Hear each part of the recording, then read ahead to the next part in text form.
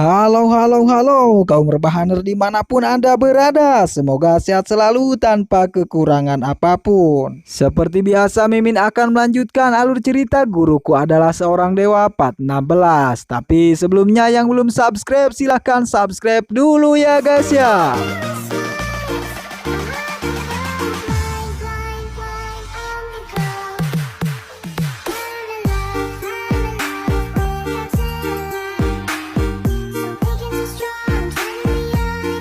Cerita pun kita lanjutkan kembali. Terlihat Yang Yiyun yang sudah mengantarkan Neng Bahenol tersebut. Antar aku sampai di sini saja. Kau masih harus pergi ke acara wisuda. Jadi tidak perlu antar aku sampai ke dalam lagi Yang Yiyun. Ucap Neng Bahenol. Baiklah, besok setelah pulang kerja ingat makan bersama ya. Ucap Yang Yiyun. Ya ini tidak dapat diprediksi. Tidak disangka bisa bertemu dia lagi dan menjadi bawahannya, ucap Yang Yiyun di dalam hatinya. Namun tiba-tiba ada orang yang memanggil Yang Yiyun. Yang Yiyun, siapa? Ucap Yang Yiyun yang bertanya-tanya. Mungkin Yang Yiyun lupa terhadap orang tersebut. Lantas orang itu pun memperkenalkan diri kepada Yang Yiyun. Aku Yang Lin, baru keluar kerja sebentar saja sudah melupakanku. Ucap orang tersebut kepada Yang Yiyun. Oh Yang Lin, kirain aku siapa saja. Ucap Yang Yiyun. Tadi aku lihat kau mengantar wanita cantik masuk ke dalam. Setelah keluar kerja sepertinya keberuntunganmu terhadap wanita cantik lumayan juga Yang Yiyun. Ucap si Yang Lin tersebut memuji Yang Yiyun. Kau ini bisa aja Yang Lin. Keberuntungan wanita cantik dari mana? Itu adalah bosku. Kau juga bersiap pergi ke acara wisuda kan?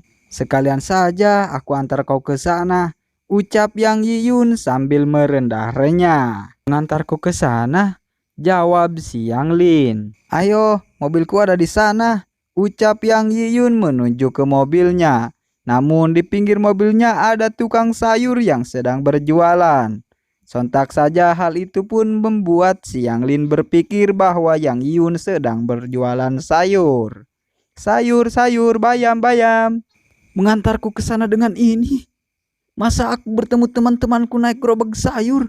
Apa kata dunia? Ucap si Yang Lin di dalam hatinya terewas-rewas karena mau dibawa naik gerobak sayur oleh Yang Yiyun. Dia pun terlihat sedih sambil meratapi nasib Yang Yiyun yang sangat buruk menurutnya. Sebelumnya aku pernah mendengar kondisi keluarga Yang Yiyun sedikit buruk.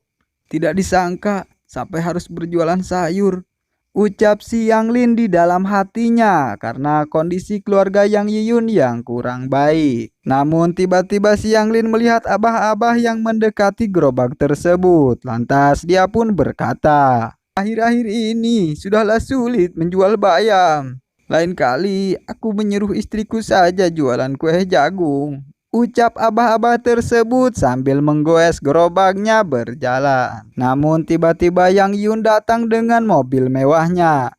Titit. Sontak saja hal itu pun membuat si Yang Lin menjadi ruas molohok tidak percaya. Kenapa bengong saja? Ayo masuk. Ucap Yang Yiyun kepada si Yang Lin tersebut. Karena dia hanyalah molohok melihat Yang Yiyun berada di dalam mobil mewah. Ini mobil Yang Yiyun.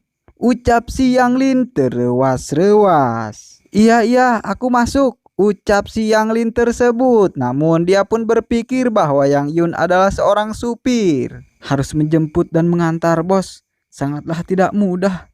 Pikir si Yang Lin tersebut. Vum vum vum vum. Mobil itu pun melaju dengan begitu cepatnya. Akhirnya mereka pun telah sampai di Hotel Shanghai tempat wisuda diadakan. Dan kita pun diperlihatkan dengan pintu hotel tersebut. Di sana terdapat nomor yang sangat misterius, tapi jangan dipasangin.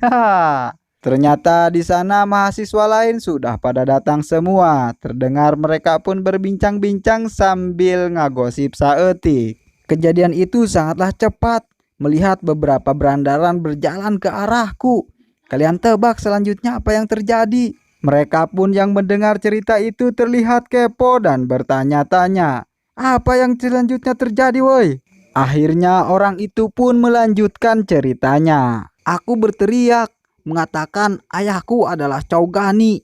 Berandalan itu langsung kaget sampai kehilangan roh, ucap orang tersebut. Haha, hebat-hebat, ucap teman-temannya yang mendengarkan cerita tersebut. Di tempat kejauhan terlihat ada trio semok yang sudah berada di tempat tersebut. Terlihat orang yang bercerita tadi pun melihat trio semok yang berada di sana. Dia pun nyengir sambil berpikir di dalam hatinya.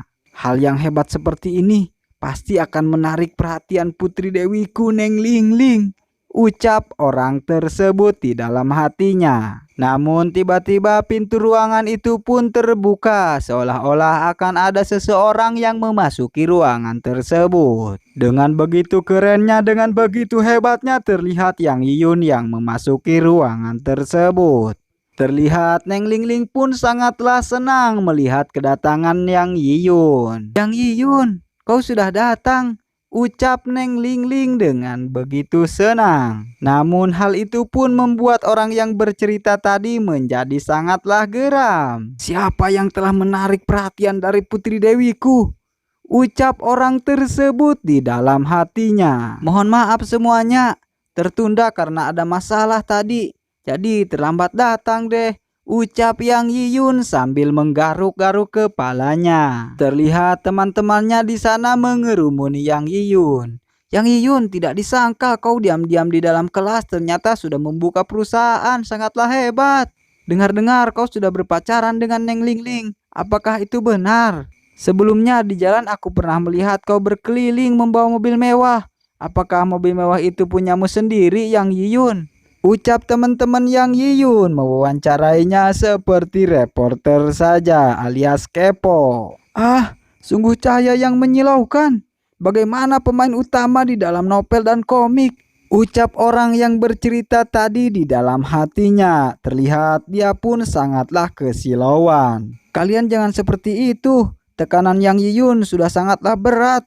Dia hanya seorang sopir. Tadi aku baru saja melihat dia mengantar bosnya pulang kerja, ucap si Yang Lin memisahkan orang-orang yang mengkerumuni Yang Yiyun. Sontak saja hal itu pun membuat teman-teman Yang Yiyun menjadi rewas, apalagi orang yang bercerita tadi mendengar penjelasan Yang Lin tersebut. Terlihat orang itu pun sangatlah senang karena mendengar Yang Yiyun bukanlah apa yang dipikirkan oleh teman-temannya. Haha, Yang Yiyun. Sudah kutebak orang lemah kampung sepertimu bagaimana bisa membawa mobil mewah dan membuka perusahaan. Kemudian berpacaran dengan Neng Lingling. Lebih tidak mungkin lagi, ucap orang tersebut sambil menghina Yang Yiyun. Betul, memang Cauren yang paling mengerti. Ternyata hanya berpura-pura saja, ucap mereka yang ada di sana seolah-olah membenarkan perkataan si Cauren tersebut dan menghina Yang Yiyun. Namun terlihat Yang Yiyun pun sangat santuy saja menghadapi si Cauren tersebut. Sambil tersenyum jahat, si Cauren pun berpikir di dalam hatinya, bocah sepertimu masih mau berpura-pura di hadapanku. Namun terlihat Neng Lingling pun membela Yang Yiyun. Cauren, apa yang kau katakan? Saat Yang Yun membeli mobil, aku berada di sana. Kemudian aku juga memiliki saham di perusahaan dia. Dan juga dia adalah pasangan kerjasama yang penting dengan keluarga Liu. Jika kau sembarangan menganiaya orang lagi, aku akan melaporkanmu ke polisi, ucap Neng Lingling membela Yang Yiyun yang sedang dipojokkan oleh orang-orang yang ada di sana. Sontak saja penjelasan Neng Lingling pun membuat orang-orang yang ada di sana menjadi rewas teruau-uau.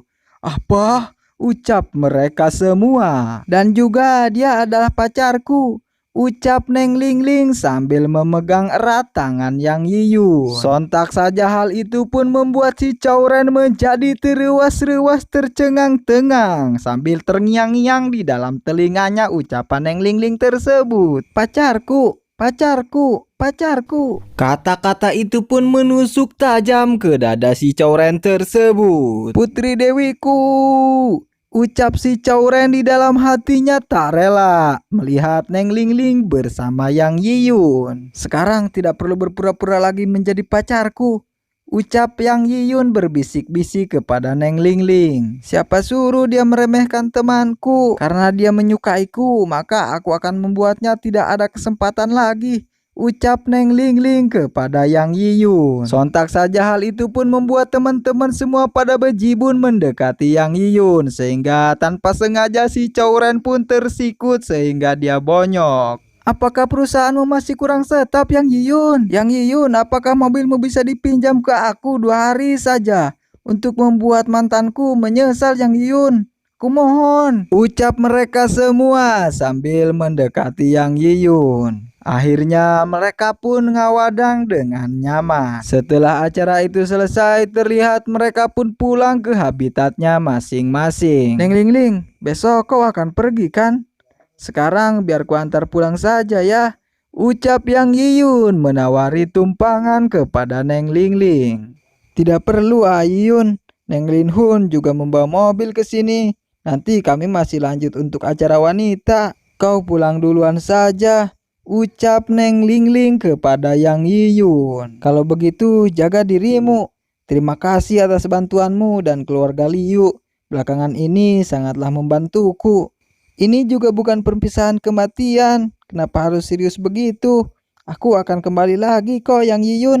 Ucap Neng Lingling. Titit. Terlihat Neng Linhun memanggil Neng Lingling. Sepertinya teman-temanmu sudah tidak sabar menunggumu. Cepat pergilah, ucap Yang Yiyun. Kalau begitu, jika kita bertemu lagi, aku tidak akan melupakanmu, teman baikku ini. Ucap Neng Lingling sambil melambaikan tangan kepada Yang Yiyun. Vum vum, akhirnya mereka pun lantas bergegas pergi. Sangat menantikan kehidupan di luar negeri. Tidak tahu apakah ada pria tampan berambut pirang dan bermata biru yang akan mengajakku berkencan. Ucap Neng Lingling di dalam mobil tersebut. Semoga semuanya lancar saat kau sekolah di luar negeri, Neng Lingling. Pikir Yang Yiyun, dan akhirnya mereka pun berpisah untuk sementara. Perpisahan sementara mereka pun membuat kita pun berpisah karena episode ini to be continue.